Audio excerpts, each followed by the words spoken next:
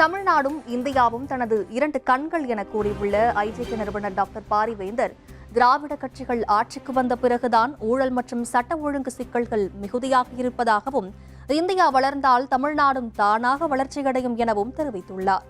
கடலூர் மாவட்டம் வேப்பூர் அடுத்துள்ள பாசார் பகுதியில் இந்திய ஜனநாயக கட்சியின் 4வது மாநில மாநாடு டாக்டர் பாரிவேந்தர் தலைமையில் இன்று மிக பிரம்மாண்டமாக நடைபெற்றது. மாநாட்டில் தமிழ்நாடு முழுவதும் இருந்து பல்லாயிரக்கணக்கான ஐஜேகே நிர்வாகிகள் மற்றும் தொண்டர்கள் கலந்து கொண்டனர். மாநாட்டின் தொடக்கத்தில் ஜனநாயகம் தழைக்க குடும்ப ஆட்சி அகற்றப்பட வேண்டும், தன்மானம் காக்க இலவசங்கள் தவிர்க்கப்பட வேண்டும், டாஸ்மாக் மூடப்பட வேண்டும், பெண்களுக்கு சம உரிமை வழங்கப்பட வேண்டும், ஊழல் ஒழிக்கப்பட வேண்டும், விவசாய குடும்பத்தில் பிறந்த தமிழர் ஒருவரே நாடாள வேண்டும் என்கிற உறுதிமொழிகள் டாக்டர் பாரிவேந்தரால் முன்மொழியப்பட்டன. பின்னர் டாக்டர் பாரிவேந்தர், ஐஜேகே தலைவர் டாக்டர் ரவி பச்சமுத்து, பாஜக தலைவர் நயினார் நாகேந்திரன் ஆகியோர் ஒன்றாக இணைந்து மேடையில் கைகளை உயர்த்தி தொண்டர்களை உற்சாகப்படுத்தினர். மாநாட்டில் உரையாற்றிய டாக்டர் பாரிவேந்தர், தமிழ்நாடும் இந்தியாவும் தனது இரண்டு கண்கள் எனவும், திராவிட கட்சிகள் ஆட்சிக்கு வந்த பிறகுதான் ஊழல், கொலை, கொள்ளை உள்ளிட்ட சட்டம் ஒழுங்கு சிக்கல்கள் மிகுதியாகி இருப்பதாகவும், பிரதமர் மோடியின் தலைமையில் இந்தியா வளர்ந்தால் தமிழ்நாடும் தானாக வளர்ச்சியடையும் எனவும் தெரிவித்தார். எங்களுக்கு பாரதம், தமிழ்நாடு இரண்டும் ஒன்றுதான். பாரதம் வளர வேண்டும், இந்தியா வளர்ந்தால் தமிழ்நாடு தானாக வளரும். அதை நீங்கள் புரிந்து கொள்ள வேண்டும். அதனால தான் நாங்கள் என்ன செய்கிறோம், இன்றைக்கு நான் 5 ஆண்டு காலம் பாராளுமன்றத்தில் இருந்தேனே ஒழிய ஏன் வந்தோம் என்று எனக்கு மிக வருத்தமாக அப்பொழுது தென்பட்டது.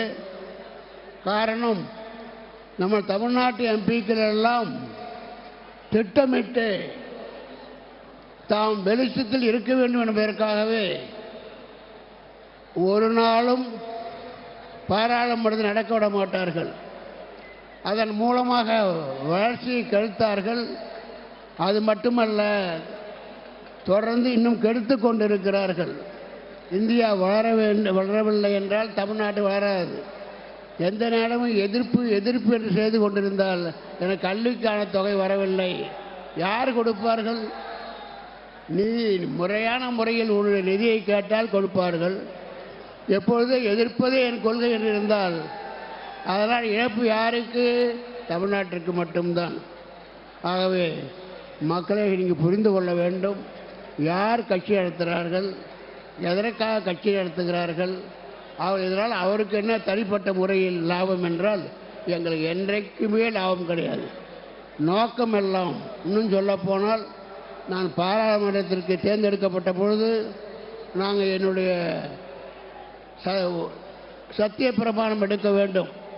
அங்கே இருக்கிற சபாநாயகர் முன்னாடி நாங்கள் உறுதிமொழி எடுக்க வேண்டும். அந்த நேரத்தில் என்னோடு வெற்றி பெற்ற அந்த எம்பிக்கள் அனைவரும் உறுதிமொழி எடுக்கிற பொழுது அவர்கள் கையெழுத்தை போட்டுவிட்டு தமிழ்நாடு வாழ்க, கட்சியில் இருக்கிற அத்தனை தலைவரும் வாழ்க, யாரு சொல்லக்கூடாத பெயர்கள் எல்லாம் திமுகவுடைய உடன்பிறப்புகள் அத்தனை பேரையும் சொல்லி வாழ்க என்பார்கள்.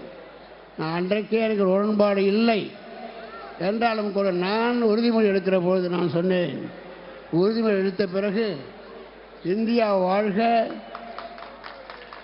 தமிழ்நாடும் வாழ்க, தமிழ்நாடு வாழ்க, இந்தியா வாழ்க.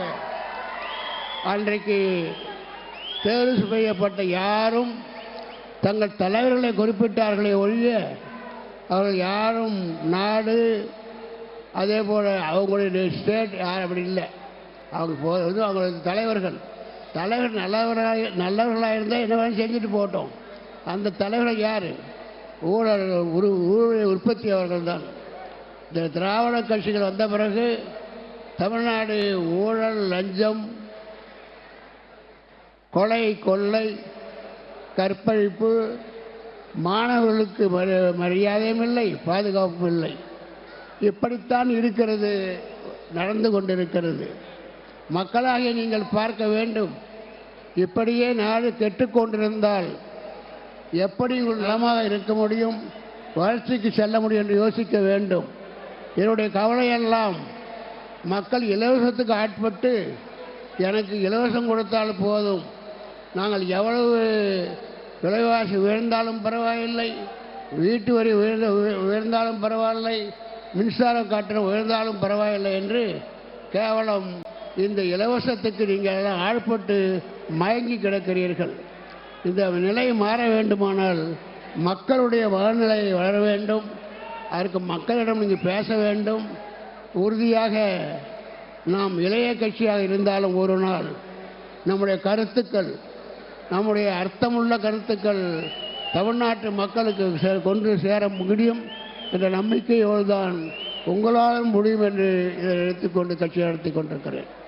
அந்த வகையில் நாம் ஒரு மாநாட்டை நன்றாக நடத்தி முடித்து இருக்கிறோம். அதற்கான உங்களுடைய ஒற்றுமை, அதே நேரத்தில் மிகப்பெரிய மாநாடாக மாற்றி காட்டிய உங்கள் அனைவருக்கும் என் உளமார்ந்த வாழ்த்துக்களும் நன்றியும்